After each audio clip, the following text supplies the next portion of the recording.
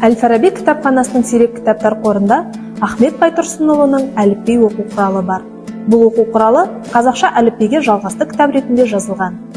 Кітап 14 жылдан соң қолданылған тәжірибе сынақтан өтіп, қайта өңделіп, 1926 жылы Қызылордада Қазақ Кеңестік Социалистік Республикасы мемлекеттік баспасында шыққан, 116 беттен тұрады.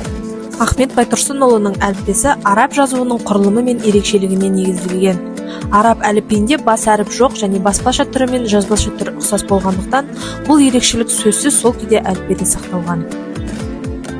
Бұл әліпбиде әр тақырыпқа қажетті суреттер берілген, және осы суреттер арқылы сабақ оқытуда баланың қабылдауына жеңіл болатынын автор негізге алған. Қорыта айтқанда, Ахмет Байтұрсынұлы ұзақ ғасырлар бойы орта түркі жазу дәстүрін сақтап, келген қазақ жазуын қазақтың ауызша тіліне лайықтаған алғашқы реформатор.